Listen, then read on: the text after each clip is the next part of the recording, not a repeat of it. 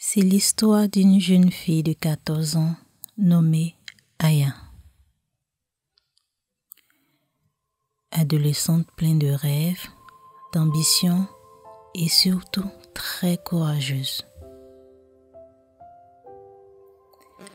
Nous sommes au 6e mois de l'année, un mois de stress, mois d'examen.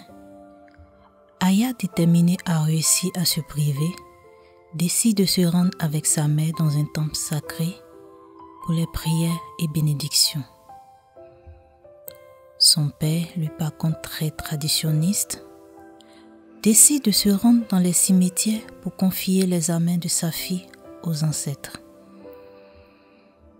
Malheureusement, il va voir sa vie basculer car un véhicule le percute et cria en émeute autour de lui.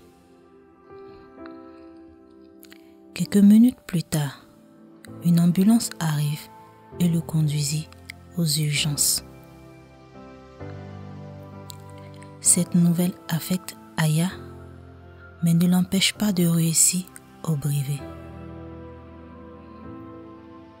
2 jours plus tard, il se remet peu à peu de son accident.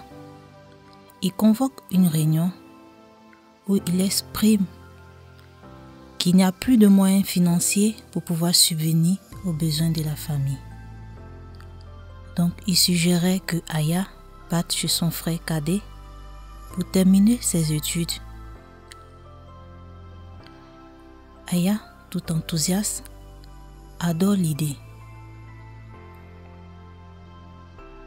Un mois s'écoule. Aya rejoint finalement son oncle en ville.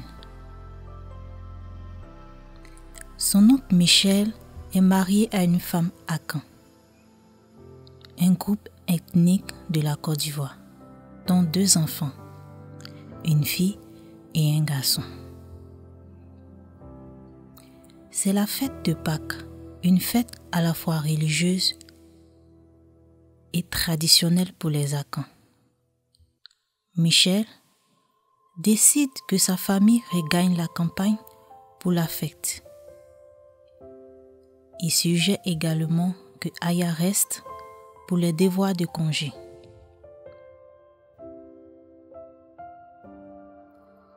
Le lendemain de la fête de Pâques, aux environs de 22 heures, pendant qu'elle est couchée, on frappe à la porte.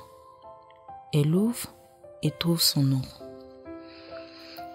Il lui demanda l'accès à sa chambre, chose qu'elle accepte aussitôt.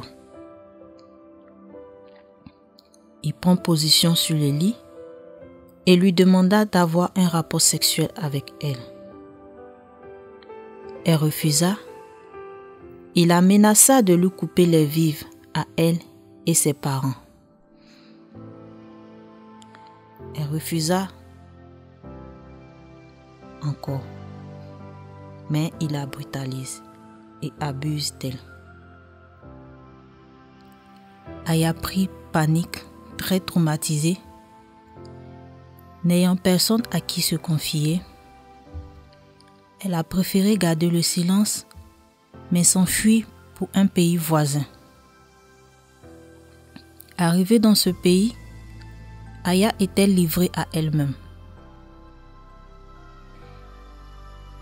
Et c'est dans cette optique qu'elle croisa une jeune fille qui lui proposa de voyager sur la Tunisie pour être en sécurité.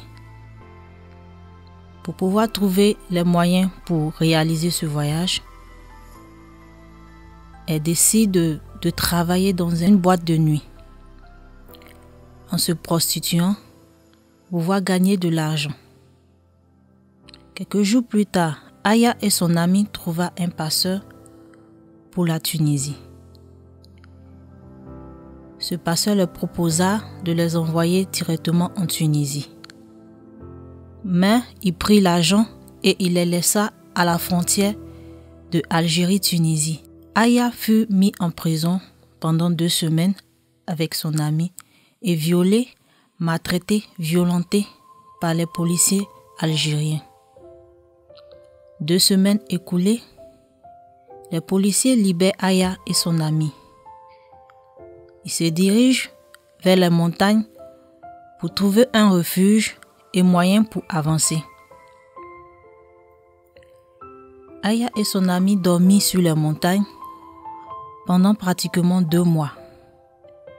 Pour subvenir à leurs besoins, elles étaient obligées de mendier à la population de Tébessa.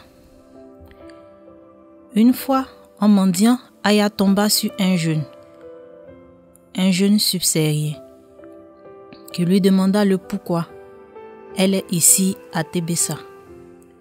Et elle répondit qu'elle a été violée par son oncle. Elle est traumatisée, elle est obligée de fuir car son oncle l'a menacée. Après avoir expliqué toute l'histoire, le jeune décida d'aider Aya à rejoindre la Tunisie. 3 jours, Aya et le jeune prirent la route pour la Tunisie. Il réussit à rentrer en Tunisie, mais avec une marche de 8 jours.